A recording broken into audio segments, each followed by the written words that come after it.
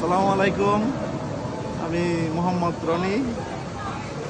আজকে আমরা 4-5 জন বন্ধু মিলে ঘুরতে যাব না, খাইতে যাব। এটা হচ্ছে আমার বাসার বেশি দূরে না, অল্প 8 কিলো দূরে একটা স্পেশাল দেশি গরুর দুধের দই খাওয়ার জন্য ওদেরকে আমি ইনভাইট করছি। ওরা আসছে, ইভেন ওদেরকে আমি খাওয়াবো। আজকে যাদেরকে খাওয়াবো তাদের সাথে পরিচয় করে দিয়ে আসে। প্রথমে আছে আমার সত্যিও বড় ভাই সুজন ভাই। আমি আজকে তার দই খাওয়া দেখবো। এবং আমার কাছের মাস্টার, যাকে বলা হয় মাস্টার, সে আজকে দই খাবে, গরুর দুধের দই খাবে। দই খাওয়ার জন্য উৎফুল্ল হয়ে আছে। আমি খুবই আনন্দিত যে ডিজিটাল নেটের এমন একটা উদ্যোগ আসলে আমি কিভাবে দেখবো এটা বুঝতে পারতেছি না। হ্যাঁ, আমার খুব ভালো লাগতেছে।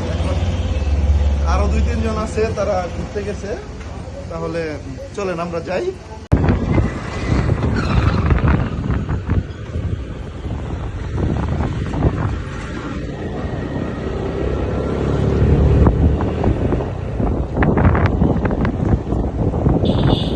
দই চলে আসছে। আমরা শীতের রাত্রে কেওয়াট খেলি ভার্সিটি মোড়ে দই খাওয়ার জন্য আমরা কয়েকজন বন্ধু বান্ধব চলে এসেছি। ইতিমধ্যে দই আমাদের জন্য রেডি। আমরা কয়টা ভাঙছে, ইতিমধ্যে দই চলে এসেছে। এখন সবার হাতে হাতে এই ঐতিহ্যবাহী কেওয়াটখালীর দই অবশ্য আমরা পৌঁছে গেছে। এখানে বিকাশ, সে কিন্তু উচ্ছ্বাস প্রকাশ করতেছে।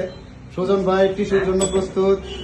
ওদিকে রুনি ভাই, সে কিন্তু দই দেখে একটু হাসি মুখের মধ্যে। দই দেখছেন আপনারা, অত্যন্ত সুন্দর দই। ওইদিকে মিরাজ চাচাও কিন্তু চলে এসেছে।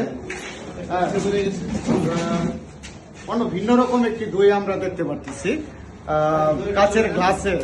ময়মনসিংহের ঐতিহ্যবাহী একটি দই খাওয়ার জন্য ইতিমধ্যে সবগুলো দই একসাথে করেছে। আমরা দইয়ের মধ্যে কিছুটা স্বর দেখতে পাচ্ছি। হ্যাঁ, এই যে আমরা ময়মনসিংহের ঐতিহ্যবাহী সেই দই। আমরা চলে এসেছি এই শীতের রাত্রে। আমরা কয়েকজন বন্ধু বান্ধব আমরা বের হয়েছি। আমরা প্রস্তুত এখন দই খাওয়ার জন্য আর কি।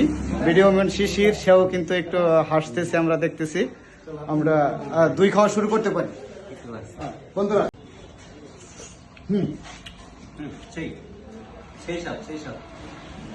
আপনারা আসেন।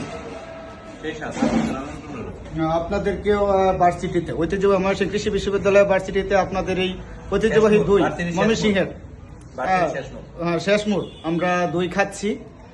প্রচুর সেই সাথ ভার্সিটি শেষ মোড়।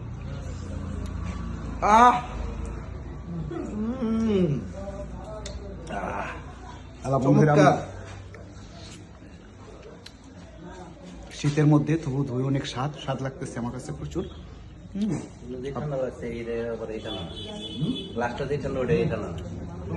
গ্লাসের তুলনায় অনেক মজা, অনেক মজা। আপনার